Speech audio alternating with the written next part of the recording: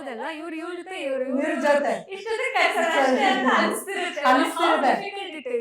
ಅವಾಗ ಕುತ್ಕೊಂಡು ನೋಡೋದಕ್ಕೆ ಶೂಟ್ ಮಾಡೋದಕ್ಕೆ ಒಂದಿನ ಸಾಕಷ್ಟೇ. ಬಟ್ ಅದ್ರ ಹಿಂದೆ 1-2 ತಿಂಗಳು 1 ತಿಂಗಳು ಹಿಂದೆನೆ ಪೂರಾ ಪ್ರಾಪರ್ ಆಗಿ ಪ್ಲಾನಿಂಗ್ ಮಾಡಿರ್ತೀವಿ. ಕವರ್ ಅಪ್ ಮಾಡ್ತೀವಿ, ಅದು ಗೊತ್ತಾಗಲ್ಲ ಹೊರಗಡೆ ನಾವ್ ಏನೇನ್ ಕವರ್ ಅಪ್ ಮಾಡ್ಬೋದು ಮಾಡ್ತಾ ಇರ್ತೀವಿ. ಅಂಡ್ ಓಡ್ತಿರ್ತೀವಿ, ಹಿಂದೆ ಬೀಳ್ತೀವಿ, ಎದ್ದೇಳ್ತೀವಿ. ಸ್ಟೇಜ್ ಮೇಲೆ ನಾವ್ ಏನಕ್ಕೋ ಓಡ್ಬೇಕಾಗಿರುತ್ತೆ, ಡೈರೆಕ್ಟ್ ಬರ್ಬೇಕಾಗಿರುತ್ತೆ. ಬಟ್ ಏನು ಆಗ್ಲೇ ಇಲ್ಲ ಅಪ್ಪ, ಎಲ್ಲ ನಾರ್ಮಲ್ ಆಗಿದೆ ಅಂತ ಬಂದು ನಾವು ನಿಂತು ಮಾಡ್ಬೇಕಾಗುತ್ತೆ.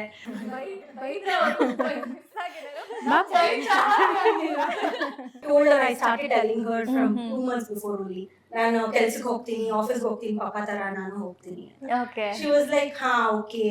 So you have to prepare the baby also. Correct. It's not only about yourself. It's about all the other things. Payment ವಿಚಾರದಲ್ಲಿ ನಮ್ಮ ಮನೇಲೆ 2 ಡಿಫರೆಂಟ್ ವರ್ಲ್ಡ್ ಅಂತ ಅವಾಗೇ ಇದೆ.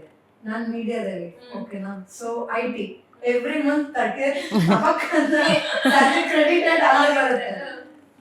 ನಮ್ದು ಹಾಗಿರಲ್ಲ, ಒಂದೊಂದ್ರಲ್ಲಿ ಫ್ರೀಲಾನ್ಸ್ ಮಾಡ್ಕೊಂಡು ಹೋಗ್ತಾ ಇರ್ತೀವಿ. ಕೊಡ್ತೀನಿ ನಾಳೆ ಕೊಡ್ತೀನಿ, ಮಂಡೇ ಆದ್ರೆ ಕಾಲ್ ಮಾಡಿದ್ರೆ ಅಣ್ಣ ಮಂಡೇ ಅಂತ ಹೇಳಿಲ್ವಾ, ಇಲ್ಲ ವೆಡ್ನೆಸ್ಡೇ. ಆ ತಿಂಗಳು ಹೇಳ್ಕೊಂಡು ಹೋಗ್ತಾ ಇರ್ತಾರೆ. ಸೊ ಮನೇಲಿ ಏನಾಗ್ಬಿಡುತ್ತೆ ಅಂದ್ರೆ, ಅಯ್ಯೋ ನಮ್ ತಂಗಿಗ್ ಬಂದಿರಲ್ಲ ಸ್ಯಾಲ್ರಿ, ನಮಗ್ ಬಂದಿಲ್ಲ ಅಲ್ಲ.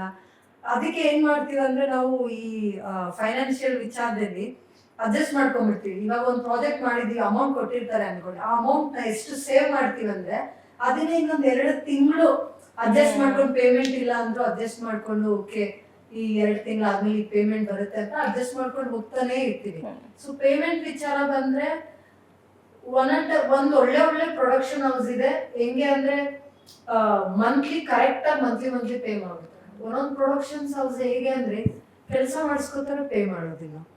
ಅವಾಗ ತುಂಬಾ ಬೇಜಾರಾಗ್ಬಿಡತ್ತೆ, ಯಾಕೆ ಕೆಲಸ ಮಾಡಿಸ್ಕೊಂಡ್ರು ಪೇ ಮಾಡಲ್ಲ. ಆ ಪೇಮೆಂಟ್ ನ ಕಲೆಕ್ಟ್ ಮಾಡೋದಕ್ಕೆ ಅವ್ರನ್ನ ಹುಡ್ಕೊಂಡು ಹೋಗೋದು, ಅವ್ರ ಮನೆ ಮುಂದೆ ನಿಂತ್ಕೊಳ್ಳೋದು, ಆ ತರ ಅಂತೂ ಎಕ್ಸ್ಪೀರಿಯನ್ಸ್ ಆಗಿತ್ತು. ಮನೆ ಮುಂದೆ ಹೋಗಿರೋದ ಆಟೋ ಹಾಕೊಂಡು ಯಾಕಂದ್ರೆ ಅಷ್ಟು ಕಷ್ಟಪಟ್ಟು ನಾವು ಕೆಲಸ ಮಾಡಿದೀವಿ ಅಂದ್ರೆ taking hour money back. Exactly. ಇರ್ಲಿಲ್ಲ, ಮನೆ ಬಿಟ್ಟು ಬೆಂಗಳೂರು ಬಿಟ್ಟು ಪುಣೆಗೆ ಹೋಗಿ ಅಲ್ಲಿ ಸ್ಟೇ ಮಾಡಿದ್ವಿ ಎಲ್ಲ, ಒಂದು 8-9 ಜನ. ಅಲ್ಲಿ ಸ್ಟೇ ಮಾಡಿ ಎಲ್ಲ 1 ಮಂತ್ ಪ್ರಾಜೆಕ್ಟ್ ಮುಗಿಸಿದೀವಿ, ಸ್ಯಾಲ್ರಿನೇ ಕ್ರೆಡಿಟ್ ಆಗ್ತಿಲ್ಲ. ಅವಾಗಂತೂ ಹೆಂಗೆ ಅಂದ್ರೆ ಫ್ರೀಲಾನ್ಸಸ್ ತುಂಬಾ ಕಷ್ಟ. ಹೇಳೋದು ಫ್ರೀಲಾನ್ಸ್ ಅಂತ ಅಂದ್ರೆ ಅಯ್ಯೋ ಎವ್ರಿ ಡೇ ಪ್ರಾಜೆಕ್ಟ್ ಸಿಗುತ್ತೆ ಆ ತರ ಇರಲ್ಲ. 1-3 ತಿಂಗಳು ಕೆಲಸ ಸಿಕ್ಕಿದ್ರೆ 2 ತಿಂಗಳು ಕೆಲಸ ಸಿಗಲ್ಲ, ಮತ್ತೆ 1-4 ತಿಂಗಳು ಕೆಲಸ ಇರಲ್ಲ. ಅಡ್ಜಸ್ಟ್ ಮಾಡ್ಕೊತಾ ಇರ್ಬೇಕು. ಆ ಟೈಮಲ್ಲಿ ನಾನು ಇವರು ಎಲ್ಲ ಕ್ರೂ ಮೆಂಬರ್ಸ್ ಎಲ್ಲ ಮಾತಾಡ್ಕೊಂಡು ಅವ್ರ ಮನೆ ಮುಂದೆ ಹೋಗಿ ನಾವು ಇದ್ದ ಅಂತ ಆಟೋದ ತಗೊಂಡು ಬೈಕ್ ಗಾಡಿ ಎಲ್ಲರೂ ಲೈನ್ ಆಗಿ ಹೋಗಿ 7-8 ಜನ ಪೇಮೆಂಟ್ ಕೊಡಿ ಅಂತ ಸಿಕ್ತಾ ಪೇಮೆಂಟ್ ಕೊನೆಗೆ ಬೇರೆಯವ್ರದ್ದು ಹೇಗೆ ಅಂತ ಗೊತ್ತಿಲ್ಲ, ಬಟ್ ಅವ್ರಿಗೂ ಸ್ವಲ್ಪ ಹೋಗಿದೆ. ಬಟ್ ಏನೇ ಅಂದ್ರೂ ಮುಂದೆ ನಿಂತ್ಕೊಂಡು ಫೈಟ್ ಮಾಡಿದ್ರೇನೆ ಸಿಗುತ್ತೆ, ಇಲ್ಲ ಅಂದ್ರೆ ತುಂಬಾ ಕಷ್ಟ. Plus when you choosing the project also, ಯಾವ ಪ್ರೊಡಕ್ಷನ್ ಇಂದ ನಿಮಗೆ ಪೇಮೆಂಟ್ ಬರ್ತಾ ಇದೆ ಅನ್ನೋದು ವೆರಿ ಇಂಪಾರ್ಟೆಂಟ್. ನಾವು ಪ್ರಾಜೆಕ್ಟ್ ಬಂದಿದ ತಕ್ಷಣ ಎಲ್ಲದಕ್ಕೂ ಓಕೆ ಅಂದ್ಬಿಟ್ರೆ ಕಷ್ಟ, ಪೇಮೆಂಟ್ ಸಿಗಲ್ಲ. ಪ್ರಾಜೆಕ್ಟ್ ಬಂದಿದ ತಕ್ಷಣ ಯಾವ ಪ್ರೊಡಕ್ಷನ್ ಓಕೆ ಎಲ್ಲ ಮಾಡ್ತೀವಿ, ಓಕೆ ಕೊಡ್ತಾರೆ ಅಂತ ಆ ನಂಬಿಕೆ ಇದ್ರೆ ಮಾತ್ರ ಹೋಗಿ ಅವ್ರ ಕೆಲಸ ಮಾಡೋದು. ಹೊರಗಿಂದ ಎಷ್ಟು ಫ್ಯಾನ್ಸಿ ಅನ್ಸುತ್ತಲ್ಲ ಶೋ ಅಥವಾ ಮಾತಾಡ್ಬೇಕಾರೆ ನೀವ್ ಹೇಳ್ತಿದಂಗೆ ನೀವು ಅವ್ರ ಜೊತೆ ಮಾತಾಡ್ತೀರಾ, ಇಲ್ಲ ಆರಾಮಾಗಿರ್ತೀರಾ. ಅಂಡ್ ಆಲ್ಸೋ ನಮ್ ಲೈಫ್ ಸ್ಟೈಲ್ ನ ನೋಡಿನೂ ಜಡ್ಜ್ ಮಾಡೋ ಜನಗಳಿರುತ್ತೆ. ಅವ್ರಿಗೇನು ಹಂಗ ಹಾಕೋತಾರೆ, ಬಟ್ಟೆ ಹಿಂಗ್ ಓಡಾಡ್ತಾರೆ, ಟ್ರಿಪ್ಸ್ ತಗೋತಾರೆ, ಅದರ ಎಲ್ಲ ಅಷ್ಟು ಫ್ಯಾನ್ಸಿ ಅಂತ ಅನ್ಕೊಂಡಿರ್ತಾರೆ. ಬಟ್ ನಾವು ಸೇಫ್ಗೋಸ್ಕರನು ನಾವು ಕೆಲಸ ಮಾಡಿರೋ ದುಡ್ಡನ್ನ ನಮಗ್ ಕೊಡಿ ಅಂತ ಕೇಳ್ಬೇಕು ಅನ್ನೋ ಪರಿಸ್ಥಿತಿನ ನಾವು ಇನ್ನೊಂದೊಂದ್ಸತಿ ಏನಾಗಿರುತ್ತೆ ಅಂದ್ರೆ ನಂಗೆ ಪರ್ಸನಲಿ ಆಗಿದೆ. 3-4 years ago ಒಂದು ಅಮೌಂಟ್ ಮಾತಾಡಿರ್ತಾರೆ. ಇವಾಗ ಫಾರ್ ಎನ್ ಎಕ್ಸಾಂಪಲ್, ದಿನಕ್ಕೆ I was suppose to get, ಇದು ಶೋಸ್ ಲೆಕ್ಕ ಆಯ್ತಾ, ದಿನಕ್ಕೆ ನಾವು 3-4 ಶೋ ಮಾಡ್ತಿದ್ವಿ. I don't want to give it to many details. 3-4 show ಮಾಡ್ತಿದ್ವಿ ಅಂದ್ರೆ ನನಗೆ 2,000-2,500 ಪರ್ ಶೋ ಅಂತ ಮಾತಾಡಿರ್ತಾರೆ. ಸೊ ಲೆಟ್ಸ್ ಒಂದು 8,000-10,000 ಬರ್ಬೇಕು. ಅಂಡ್ ಇದು ಕಂಟಿನ್ಯೂಸ್ ಒಂದು 3-4 ತಿಂಗಳು ನಾವು ಈ ಶೋ ಮಾಡಿರ್ತೀವಿ ಆಯ್ತಾ. ಎವ್ರಿ ವೀಕೆಂಡ್ ಅಂದ್ರೆ ನಾನು ಅರ್ಲಿ ಮಾರ್ನಿಂಗ್ 4 ಗಂಟೆಗೆ ಎದ್ರೆ we go across the state every weekend ಬೇರೆ ಬೇರೆ ಕಡೆ.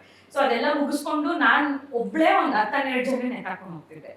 So basically I was show producer. So ಅದ್ ಮುಗಿಸ್ಕೊಂಡು ನೆಕ್ಸ್ಟ್ ಡೇ ಬೆಳಗ್ಗೆ 3 ಗಂಟೆಗೆ ಬರ್ತಿದ್ದೆ.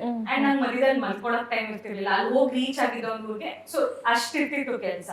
ಸೊ ನಾ ಆಕ್ಚುಲಿ ಅದನ್ನು ತುಂಬಾ ಕಮ್ಮಿ ನಾವು ಕೋಟ್ ಮಾಡೋದು.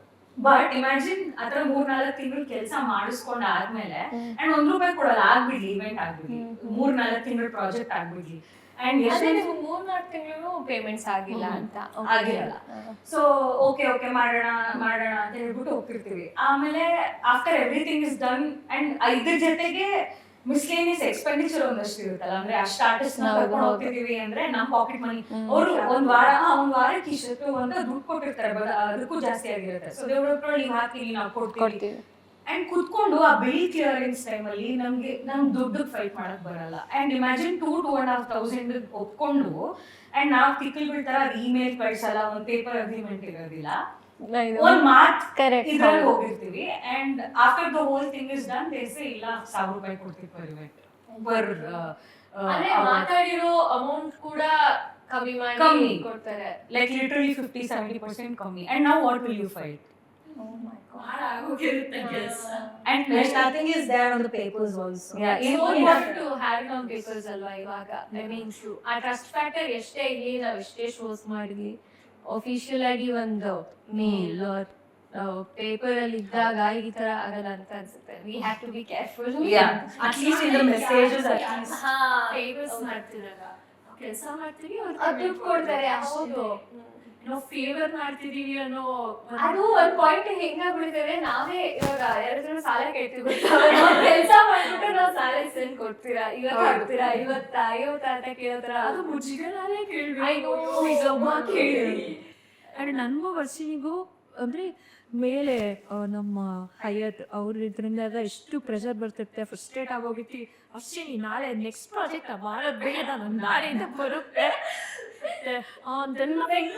ಬಟ್ ನೆಕ್ಸ್ಟ್ ಲಕ್ಷ್ಮಿ ಅವರೇ ಇದರ ಬರ್ತೀರಾ ಪ್ರಾಜೆಕ್ಟ್ ನೆಕ್ಸ್ಟ್ ಡೇ ಹೋಗ್ಬಿಟ್ಟು ಸತ್ಯನಾರಾಯಣ ಬಚ್ಚಿ ಸರ್ಟಿಫಿಕೇಟ್ ತಿರಿ ವರ್ಷಿನಿ ಮುಗಿಸ್ಬಿಡ ಈಗ ಬರುತ್ತಾನೆ. ಬಟ್ ನೀವು ಆಗಾಕ ಹೇಳ್ತಾ ಇದ್ರಿ ಅಂದ್ರೆ ನಮ್ಗೆ ಈ ತರ ಎವ್ರಿ ಪ್ರಾಜೆಕ್ಟ್ ಪೇಮೆಂಟ್ ಸರಿ ಬರಲ್ಲ, ಸೇವಿಂಗ್ ತುಂಬಾ ಇಂಪಾರ್ಟೆಂಟ್ ಅಂತ. ಸೊ ಸೇವಿಂಗ್ ಬಗ್ಗೆ ಏನಾದ್ರು ಹೇಳ್ಬೇಕು ಅಂದ್ರೆ? ಅದೇ ಇವಾಗ ಒಂದಿಗೆ ಯಾವ್ದಾದ್ರು ಒಂದು ಪ್ರಾಜೆಕ್ಟ್ ಸಿಕ್ಕಿರುತ್ತೆ ಅನ್ಕೊಳ್ಳಿ, ಒಳ್ಳೆ ಅಮೌಂಟ್ ಮಾತಾಡ್ತೀವಿ, ಒಳ್ಳೆ ಪ್ರೊಡಕ್ಷನ್ ಹೌಸ್ ಅನ್ಕೊ.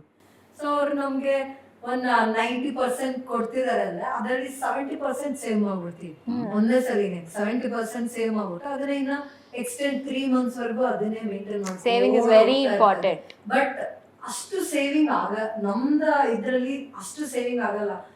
ಎಕ್ಸಾಂಪಲ್ ಇವಾಗ ವರ್ಷಿನಿ ಪಕ್ಕ ಏನಪ್ಪ ಅವ್ರು ಕಾರ್ ತಗೊಂಡ್ರು, ಅದು ತಗೊಂಡ್ರು, ಇದು ತಗೊಂಡ್ರು, ನಮ್ದ್ರೆಲ್ಲ ಆತರ ಇರೋದೇ ಇಲ್ಲ. ನಮ್ದ್ರಲ್ಲಿ ಹೆಂಗೆ ಅಂದ್ರೆ ಒಂದೊಂದ್ ಲೆವೆಲ್ ಒಂದೊಂದ್ ಪೇಮೆಂಟ್ಸ್ ಅಂತಾನು ಇದಿರುತ್ತೆ. ಸೊ ಅದ್ರ ಪ್ರಕಾರನೇ ಹೋಗ್ಬೇಕು. ಎಲ್ಲರೂ ಪ್ರಾಪರ್ ಆಗಿ ಪೇಮೆಂಟ್ ಕೊಟ್ಟು ಪ್ರಾಪರ್ ಆಗಿ ಸೇವಿಂಗ್ ಆಗಿ ಎಲ್ಲ ಇದಾಗುತ್ತೆ. ಬಟ್ ನಮ್ದ್ರಲ್ಲಿ ಸೇವಿಂಗ್ ಅನ್ನೋದು ತುಂಬಾ ಕಡಿಮೆ. ನಮ್ದ್ರಲ್ಲಿ ಸೇವಿಂಗ್ ತುಂಬಾ ಕಷ್ಟ. ಆಕ್ಚುಲಿ ನಾನ್ ಏನ್ ಗೊತ್ತಾ, ನಾನ್ ಫಸ್ಟ್ ಪ್ರಾಜೆಕ್ಟ್ ಮಾಡ್ಬೇಕಾದ್ರೆ ಸ್ಟಾರ್ಟಿಂಗ್ ಅಂದ್ರೆ ಶುರು ಮಾಡ್ತಾ ಓಕೆ ಏನಾದ್ರು ಕಾರ್ ತಗೊಳ್ಳೋಣ, ಏನೇನೋ ತಗೊಳ್ಳೋಣ ಅಂತ ಅಂದಾಗ EMI ಕಟ್ಬೇಕು ಅಂತ ಬರುತ್ತೆ. ನಮ್ಮಗಳ ಕೆಲ್ಸಗಳಲ್ಲಿ EMI ಕಟ್ಟಕ್ಕೆ ಒಂದು ಮಂತ್ಲಿ ಕಮಿಟ್ಮೆಂಟ್ ತರ ಇರುತ್ತೆ. ಬಟ್ ಆ ಮಂತ್ಲಿ ಕಮಿಟ್ಮೆಂಟ್ ಆದ್ರೆ ಯಾವ್ದಾದ್ರು ಶೋಸ್ ಒಪ್ಕೋಬೇಕು, ಆತರ ಎಲ್ಲ ನಾನ್ ಪರ್ಸನಲಿ ಫೇಸ್ ಮಾಡಿ. ನಿಮಗೆ ಆತರ ಎಲ್ಲ ಅನ್ಸಿದ್ಯಾ? ಅಥವಾ EMI ಕಟ್ಟಕ್ಕೆ ಅವ್ರು ಕಟ್ಬೇಕಲ್ಲ ಅಂದ್ರೆ ಆ ಕಮಿಟ್ಮೆಂಟ್ ಅದ್ರ ಬಗ್ಗೆ ಅದೇ ನಾವು ಈ ತರ ಗೊತ್ತಿರಲ್ಲ, ಒಂದಷ್ಟು ಕಮಿಟ್ಮೆಂಟ್ ಗಳು ಮಾಡ್ಕೊಂಡಿರ್ತೀವಿ. ಸೊ ಬೇರೆ ಚಾಯ್ಸ್ ಇರಲ್ಲ, ನಾವು ಮಾಡ್ಲೇಬೇಕಾಗಿರುತ್ತೆ. ಆತರ ಎಲ್ಲ ಅವಾಗ ರಿಯಲೈಸ್ ಆಗಿರ್ಲಿಲ್ಲ. ಆಮೇಲೆ ಒಂದು ಎಮರ್ಜೆನ್ಸಿ ಫಂಡ್ ಅಂತ ಎತ್ತಿರ್ವಿ, ಜೋಶಲ್ಲಿ ಖರ್ಚು ಮಾಡ್ಬಿಟ್ಟು. ಸೊ ಇವಾಗ ಹೇಳಿ, ನಮ್ ಜಾಬ್ ಎಲ್ಲ ತುಂಬಾ ಇದ್ಯಾ ಹೇಳಿ. ಇದೊಂದಾಗಿದೆ. ನಾನ್ ಲಾಸ್ಟ್ ಇಯರ್ ಒಂದು ಇವೆಂಟ್ ಮಾಡ್ಬೇಕಾದ್ರೆ ಲಕ್ಷ್ಮಿ ಇದೆ ಲಾಸ್ಟ್, ನಾನ್ ಬರೋದಿಲ್ಲ ಅಂತ. ಹೌದಾ, ನೋಡೋಣ, ನೀವ್ ನೋಡಿ ಲಕ್ಷ್ಮಿ ನಾನ್ ಬರಲ್ಲ ಅಂತ. ಅಂಡ್ ಈ ಸತಿ ವಾಪಸ್ ಹೋದಾಗ ಫುಲ್ಲು ಟೌನ್ ಯಾರೋ ಬರಲ್ಲ ಅಂತಿದ್ರು. ನಾನ್ ಕನ್ಫರ್ಮ್ ಆಗಿದ್ದ ಪ್ರಾಜೆಕ್ಟ್ ಫಸ್ಟ್ ಲಕ್ಷ್ಮಿನೇ ಅಲ್ಲ ನೀವೇನಾ ಬರ್ತಿರೋದು ಅದು ವರ್ಷಿನಿ ಅಂದ್ರು ನೀವೇನೋ ಇಲ್ವಾ ಗೊತ್ತಾಗಿಲ್ಲ ಅಲ್ಲೇ ಟಾಂಟ್ ಕೂಡ ಇವಾಗ like you said I wanted to start something from my savings so ಇದಕ್ಕೆ ದುಡ್ಡು ಬೇಕು ಅಂದ್ರೆ I don't have an investor so ಹಾಗಾಗಿ ಫೈನಾನ್ಸಸ್ ಬ್ಯಾಲೆನ್ಸ್ ಮಾಡಕ್ಕೆ ಈ ಕಡೆ ಒಂದು ಪ್ರಾಜೆಕ್ಟ್ ತಗೋ ಮಾಡು ಇದಕ್ಕೆ ಇನ್ವೆಸ್ಟ್ ಮಾಡು ಆ ತರ ಆಗುತ್ತೆ. ಆಮೇಲೆ ಲಕ್ಷ್ಮಿ ಫುಲ್ ಎಕ್ಸ್ಪ್ಲೇನ್ ಮಾಡು ಹಿಂಗೆ ಹಂಗೆ ಇನ್ನೊಂದ್ ಕಡೆ ಪ್ಯಾಷನ್ ಬಿಡಕ್ಕಾಗಲ್ಲ, ಇನ್ನೊಂದ್ ಕಡೆ ಕಮಿಟ್ಮೆಂಟ್ ಇರುತ್ತೆ, ಕಾಸ್ಟ್ ಅಂಡ್ ಜಗ್ಲಿಂಗ್ ಅಲ್ಲ. But we are talking about all ಯುವ ಇಂಡಸ್ಟ್ರಿ ಹಂಗೆ ಹಿಂಗೆ ಎಲ್ಲರ ಬಗ್ಗೆ ಮಾತಾಡಿದ್ವಿ. But there will be few perks also ಅಲ್ಲ, I think you want disagree. So ಆ ಥರದ್ದು ಏನಾದ್ರು you want to share something ಏನೋ ಓಕೆ ಇದು ನಮ್ಮ ಇಂಡಸ್ಟ್ರಿಲ್ ಒಂದು ಆಡೆಡ್ ಮಜಾ ಅಥವಾ ಆಡೆಡ್ ಪರ್ಕ್ ಇದು ಅಂತಂದ್ರೆ ಒನ್ ಥಿಂಗ್ ಚಾಮುಂಡಿ ಬೆಟ್ಟದಲ್ಲಿ ನನಗೆ ಆಬ್ವಿಯಸ್ಲಿ ಅಂದ್ರೆ ಅಷ್ಟು ರಶ್ ಅಲ್ಲಿ ದೇವ್ರ ಮುಂದೆ ಅದೆಲ್ಲ ಹೆಂಗಪ್ಪ ಅನ್ನೋದಿತ್ತು.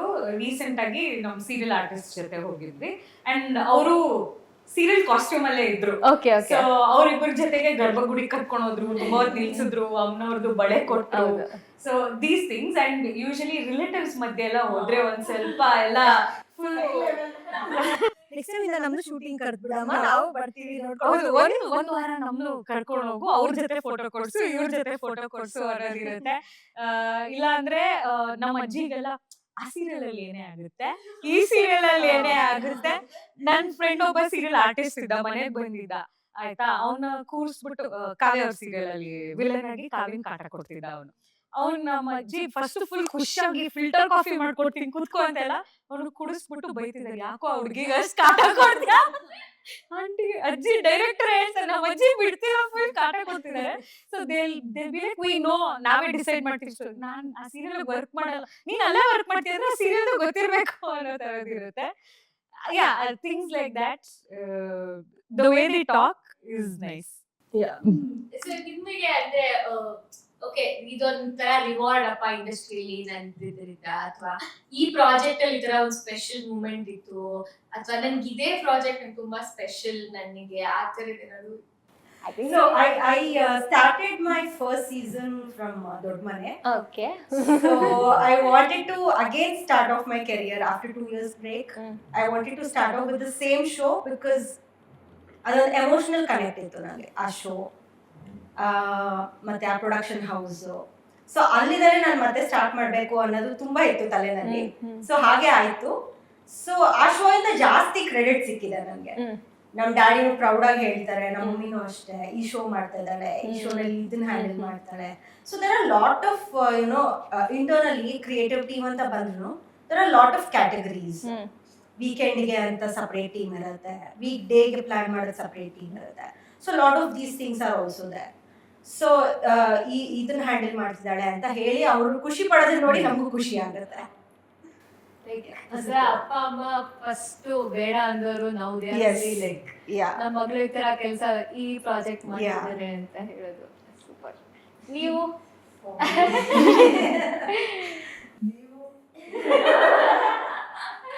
ಅದೇ ಕೆಲವು ಪ್ರಾಜೆಕ್ಟ್ಸ್ ಅನ್ನೋದು ಅನ್ಸುತ್ತಲ್ವಾ, ನನ್ನ ಇದು ಸ್ಪೆಷಲ್ ಅಥವಾ ಸೆಟ್ಟಲ್ಲಿ ಇರೋ ಸ್ಪೆಷಲ್ ಮೂಮೆಂಟ್ ನನಗೆ ಲೈಕ್ ಸೆಟಲ್ ಆಗಲಿ ಯಾವುದೇ ಪ್ರಾಜೆಕ್ಟ್ ಆಗಲಿ, I made beautiful people on set. Okay, it's almost been 8 years we are friends. Okay, so ಸೆಟ್ಟಲ್ಲೇ ಮೀಟ್ ಆಗಿತ್ತು, ಸೆಟ್ಟಲ್ಲೇ ಮೀಟ್ ಆಗಿ ಸೆಟ್ಟಲ್ಲೇ ಕಾನ್ವರ್ಸೇಷನು. ಫಸ್ಟ್ ದಿನ ನೋಡಿದಾಗ ಒಬ್ರಿಗೊಬ್ರು ಹೊಡೆದಾಕೊಂಡು ಯು ನೋ ಬೆಸ್ಟ್ ಫ್ರೆಂಡ್ಸ್ ಮೊದಲು ಎನಿಮೀಸ್ ಇರ್ತಾರೆ. That was both of us and her. Yeah, all three.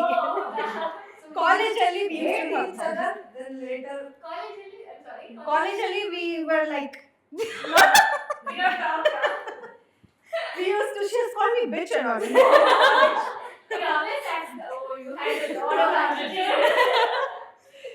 ಆಮೇಲೆ after last year of college we connected. Yeah, same with Madhura.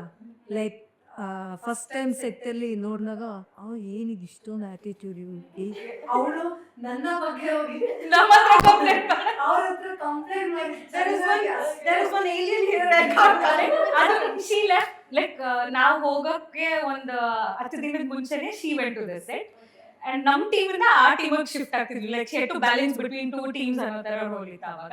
And she would call and complaint, ನಮ್ಗೆ ಆಗ್ತಿಲ್ಲ, ನೀವೆಲ್ಲ ಯಾವಾಗ ಬರ್ತೀರ, ನಾವು ಮಧು ಯಾರು ನಿನಗೆ ಕಾಟ ಕೊಡ್ತೀರ, ನಾವು ಬರ್ತೀವಿ. ಅಂದ್ರೆ ರಾಣಿ ಅಂತಿದ್ದಾಳೆ, she thinks she's a Rani.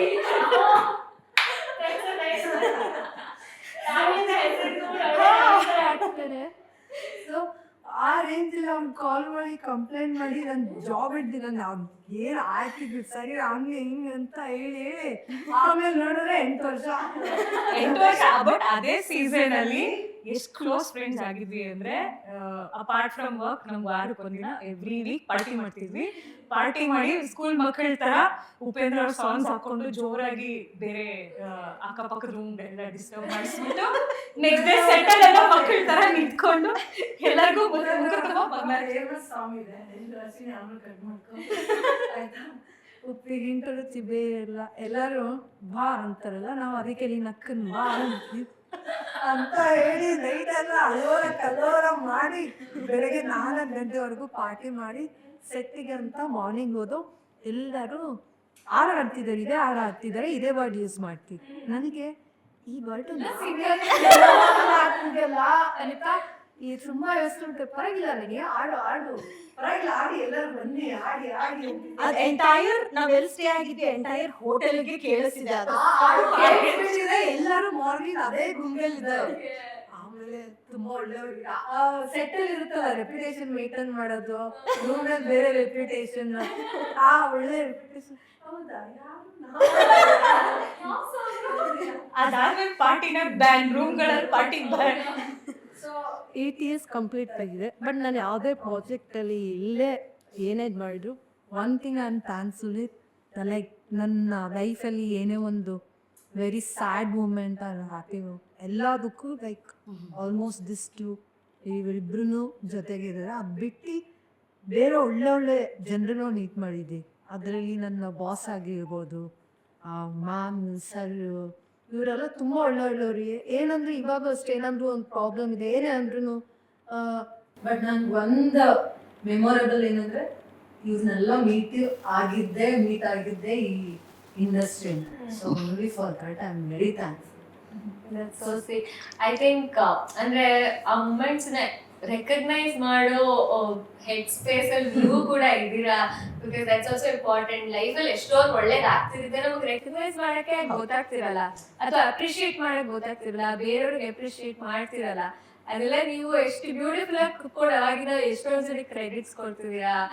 I think ನಾನು ಅವಾಗಲೇ ಹೇಳಿದಾಗೆ we have also had a fair share of all trauma, but I think somewhere we have healed today and ನಾವು ಬೇರೆ ಕ್ರೆಡಿಟ್ಸ್ ಕೊಟ್ಟು ಅದೇ ಚಿಕ್ಕದಿರಲಿ ದೊಡ್ಡದಿರಲಿ ಅದನ್ನ ರೆಕಗ್ನೈಸ್ ಮಾಡಿ ಅಪ್ರಿಶಿಯೇಟ್ ಮಾಡೋ ಮೈಂಡ್ ಸೆಟ್ ಅಲ್ಲಿ ಇದೀವಲ್ಲ. So that's only very nice. That is there in this industry.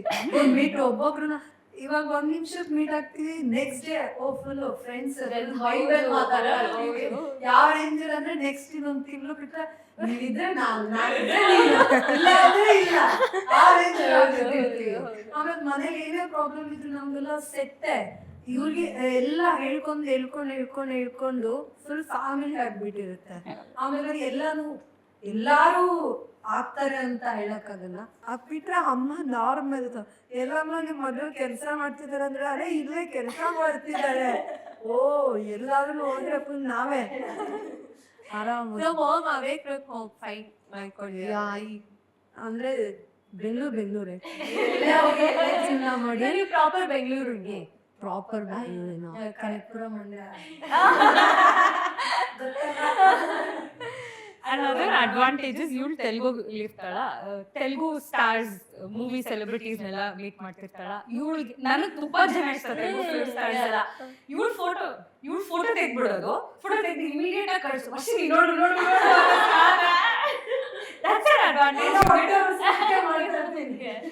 ಇವಳು ಇವ್ರೇನು ಇಷ್ಟ ಇಲ್ಲ, ಬಟ್ ನೀವು ಉರಿಸ್ಬೇಕು ಅಂತ ಯಾವ ರೇಂಜಲ್ಲಿ ಇರುತ್ತೆ ಅಂದ್ರೆ ನನಗೆ ನೋಡಿದ್ರೆ ನಂಗೆ ಅಯ್ಯೋ ಯಾಕಾದ್ರೂ ಹೋಗ್ಬೇಕು ಅನ್ಸರುತ್ತೆ. ಅರ್ಧ ಇವಳು ಬರ್ಸೋದಕ್ಕೆ ಓಕೆ ಸರಿ ಆಯ್ತು ಅಂದ್ಬಿಟ್ಟು ಗುಂಪಲ್ಲಿ ಹೋಗ್ಬೇಕು ಅವ್ನು ಫೋಟೋ ನೋಡು ಅಶ್ವಿನಿ ಹಾಕಿ ಅಂದ್ಬಿಟ್ಟು ಸರಿ ಆಯ್ತು ಅಷ್ಟೇ ಆಗಿ. ಲಕ್ಷ್ಮಿ ಅವರು ಸುಮಾರು ಶೋಸ್ ಮಾಡಿರೋದು ನಾನ್ ನೋಡಿದೀನಿ. ನಮ್ಗೆಲ್ಲ ತುಂಬಾ ಸರ್ಪ್ರೈಸಸ್ ಪ್ಲಾನ್ ಮಾಡಿರೋದು ಕೂಡ ನೋಡಿದೀವಿ. ಲೈಕ್ ನಮ್ ಫ್ಯಾಮಿಲಿ ಕರ್ಸೋದಾಗಿರ್ಬೋದು, ನಮ್ಗೇನೋ ನಮ್ ಸೀರಿಯಲ್ ಅವ್ರಿಗೆ ಅಥವಾ ಲೈಕ್ ನಾನ್ ಫಿಕ್ಷನ್ ಇವೆಂಟ್ಸ್ ಅಂತ ನಾವು ಬಂದಾಗ ನಮ್ ಕ್ಯಾರೆಕ್ಟರ್ನ ನೀವು ಹೈಲೈಟ್ ಮಾಡಿರೋದು ನೋಡಿದೀನಿ. ಸೊ ನಿಮಗೆ ಸೆಟ್ ಅಲ್ಲಿ ಆತರ ಏನಾದ್ರು ಒಂದು ಮೆಮೊರೇಬಲ್ ಅಥವಾ ಎಷ್ಟು ಸ್ಪೆಷಲ್ ಮೂಮೆಂಟ್ ಇದಪ್ಪ ನನಗೆ ಓಕೆ ಇದು ಖುಷಿ ಆಯ್ತು ಆಹಾರವೇನೋ ಹಾಕ್ಸಿರೋ ದಿನಗಳು? ಮೆಮೊರೇಬಲ್ ಅನ್ನೋದಕ್ಕಿಂತ ಒಂದು ಇನ್ಸಿಡೆಂಟ್ ಆಗಿತ್ತು. ಅಂದ್ರೆ ದೊಡ್ಡದಾಗಿ ಅದು ತುಂಬಾ ದೊಡ್ಡ ಪ್ರಾಪರ್ಟಿ ಮಾಡಿಸ್ಬೇಕಿತ್ತು. ನಾನು ತುಂಬಾ ದೊಡ್ಡದಾಗಿ ಒಪ್ಕೊಂಡೆ, ಇಲ್ಲ ಯಾಕೆ ಆಗುತ್ತೆ ಆನ್ ಟೈಮ್ ಅಂತ. ಬಟ್ ಡಿಸೈನು ಅದೆಲ್ಲ ಸಿಗೋದು ಲೇಟ್ ಆಗಿದ್ರಿಂದ ಸುದೀಪ್ ಸರ್ ಬಂದಿದ್ರು ಸ್ಟೇಜ್. ಅವ್ರಿದ್ದ ನಾವು ಪ್ರಾಪರ್ಟಿ ಹೋಗ್ಬೇಕಿತ್ತು. ಸೊ ಎಲ್ಲರೂ ನನ್ನ ಮೇಲೆ ನಂಬಿದಾರಲ್ಲ, ನಾನು ಮಾಡಲೇಬೇಕು. ಅದು ಲೇಟ್ ಆಗ್ತಿದೆ ನೀವು ಹೆಂಗೆ ಸುದೀಪ್ ಸರ್ ನಾವು ಮಾತಾಡಿಸಿ ಸ್ಟೇಜ್ ಮೇಲೆ ಅಷ್ಟೊತ್ತು ಬರ್ಸೋಕ್ಕಾಗುತ್ತೆ. ನಮ್ಗೆ ಫುಲ್ ಟೆನ್ಷನ್, ಅಂದರೆ ಭಯ ಆಗ್ತಿದೆ, ಅಯ್ಯೋ ಆಗ್ತಿಲ್ಲ ಅಂತ. ಬಟ್ ಅವ್ರು ಹೆಂಗೋ ಮ್ಯಾನೇಜ್ ಮಾಡ್ತಿದ್ದಾರೆ. ಇಲ್ಲ ಆಗುತ್ತೆ ಮಾಡಿಸು ನಾವು ಮಾಡ್ತೀವಿ ಅಂತ. ಫೈನಲಿ ಆ ಪ್ರಾಪರ್ಟಿನ ಮಾಡಿ ಸ್ಟೇಜ್ ಮೇಲೆ ಹೋಗಿ ಅದು ರಿವೀಲ್ ಆದಾಗ ಅದೊಂದು ಸ್ಯಾಟಿಸ್ಫ್ಯಾಕ್ಷನ್ ಇರ್ತದೆ. ಅಪ್ಪ ಇದು ಹೋಯ್ತು, ಇದು ಆಯ್ತು ಸದ್ಯಕ್ಕೆ. ಆ್ಯಂಡ್ ಚೆನ್ನಾಗಿ ಬರೋದು ಅದು ಸಖತ್ ಖುಷಿ ಆಗುತ್ತೆ. ಆ್ಯಂಡ್ ಯಾರಾದ್ರೂ ಇವಾಗ ಹೇಳ್ತಾರಲ್ಲ ಎಲ್ಲ ಇದು ಯೂಡ್ ಮಾಡಿಸಿದ್ದು ಅಂತ ಅಂದಾಗ ಸಖತ್ ಖುಷಿ ಆಗ್ತಿಲ್ಲ. ಲಕ್ಷ್ಮಿ ಅವ್ರ ಐಡಿಯಾ ಅಂತ ಅಂದಾಗ ಇವತ್ತುವರೆಗೂ ಸುಷ್ಮಾ ಅವರಿದ್ದಾರೆ ಭಾಗ್ಯಲಕ್ಷ್ಮಿ, ಸುಷ್ಮಾಕ ಮತ್ತು ರಾಕ್ಷಸಿ ಅಂತ ಕರೀತಾರೆ. ಎಷ್ಟು ಟಾರ್ಚರ್ ಕೊಡ್ತೀಯ ನೀನು, ಎಂತೆಂಥ ಟಾಸ್ಕ್ಗಳು ಕೊಡ್ತೀಯ ಅಂತ. ಸೊ ಅದರಿಂದ ಆ ಥರ ಆದ್ರೂ ನಮ್ಮನ್ನು ನೆನ್ಪಿಟ್ಕೊಳ್ತಾರಲ್ಲ ಅನ್ನೋದು ಸಖತ್ ಖುಷಿ ಅನ್ಸುತ್ತೆ ನನಗೆ. And other thing, she is also married, Aika. And one nodakan kansa. Yeah. So this is something I have appreciated. Like Madhura was saying, family support irbeku annodu. I have seen Sanjay Tadre, she has a touchwood, ತುಂಬಾ supportive ಗಂಡ ಇದ್ದಾರೆ. And actually ಅದೇ set ಅಲ್ಲಿ ಗಂಡಸರು ಕೂತ್ಕೊಂಡು ಇವಾಗ ಮದ್ವೆ ಆಗಿದೆ, ಇವಾಗ ಎಂಗೇಜ್ಮೆಂಟ್ ಆಗಿದೆ ಅಂದ್ರೆ ಟೆನ್ಷನ್ ಪಡ್ತಿರ್ತಾರೆ. ಅಯ್ಯೋ ನಂಗೆ ಬ್ಯಾಲೆನ್ಸ್ ಮಾಡಕ್ ಆಗ್ತಿಲ್ಲ, ನಂಗೆ ಇದು ಮಾಡಕ್ ಆಗ್ತಿಲ್ಲ. I never seen her complain anything, not one day. ಅಂದ್ರೆ ನಂಗೆ ಮದ್ವೆ ಆಗಿದೆ, ನಾನು ಸಂಸಾರ ನೋಡ್ಕೋಬೇಕು ಆ ಥರದ್ not one day. She is like ನಂದು ಏನ್ ಕೆಲಸ ಇದೆ ನಾನು ಅದು ಮುಗಿಸ್ಬಿಟ್ಟೆ ಹೋಗೋದು. She may be frustrated but ಅದು ವರ್ಕ್ ತೋರ್ಸೋದಿಲ್ಲ. ಅಂಡ್ ಅವರ್ ಹಸ್ಬೆಂಡ್ ಆಲ್ಸೋ ಸೋ ಸಪೋರ್ಟಿವ್. ಅಂದ್ರೆ ದಿನ ಸಂಜೆ ಆದ್ರೆ ಫ್ರೂಟ್ಸ್ ಎಲ್ಲ ಕಳ್ಸೋದು, ಫ್ರೆಶ್ ಆಗಿ ಕಟ್ ಮಾಡ್ಬಿಟ್ಟು ವಾಟರ್ ಬಾಟಲ್ ರೀಫಿಲ್ ಕಳ್ಸೋದು. ಸೊ ಐ ಥಿಂಕ್ ಮನೇಲಿ ಅದೇ ಸಪೋರ್ಟ್ ಇದ್ರೇನೆ ಯು ಕ್ಯಾನ್ ವರ್ಕ್ ಪೀಸ್ಫುಲ್. ಅಲ್ಲಿ ಜವಾಬ್ದಾರಿ ಇಬ್ರು ಈಕ್ವಲ್ ಆಗಿ ತಗೊಂತಿದ್ರೆ. And we laugh at it. Recent ಆಗಿ ಇದಾಗಿತ್ತು, ಒಂದಿನ ಲಕ್ಕಿಲಿ ಬೇಗ ಹೋಗೋಕ್ ಸಿಕ್ತು. It was Saturday night. So ಆಮೇಲೆ ಲಕ್ಷ್ಮಿ ಏನ್ ಸ್ಯಾಟರ್ಡೇ ಪ್ಲಾನ್ಸ್? ನಾನು ಗ್ರಾಸರಿ ಶಾಪಿಂಗ್. ಪ್ರಿವಿಲೇಜ್ ನಮಗೆ. ಓಕೆನಾ ಇವತ್ತು ಒಟ್ಟಿಗೆ ಹೋಗಿ ಇಬ್ರು ಗ್ರಾಸರಿ ಶಾಪಿಂಗ್ ಮಾಡ್ತೀವಿ, it will be so fun ಅಲ್ಲ ಅಂತ. ಇಲ್ಲಾಂದ್ರೆ ಜಪ್ಟೋ ಮಾಡು, ಇಲ್ಲ ಅವ್ರು ತಂದ್ಬಿಟ್ಟಿರ್ತಾರೆ, ಇದೇ ಆಗ್ತಿರುತ್ತೆ. ಸೊ ಅದೊಂಥರ ಕ್ವಾಲಿಟಿ ಟೈಮ್ ಸ್ಪೆಂಡ್ ಮಾಡಕ್ ಸಿಗ್ತಿದೆ ಅಂತ ಖುಷಿ. ಅದು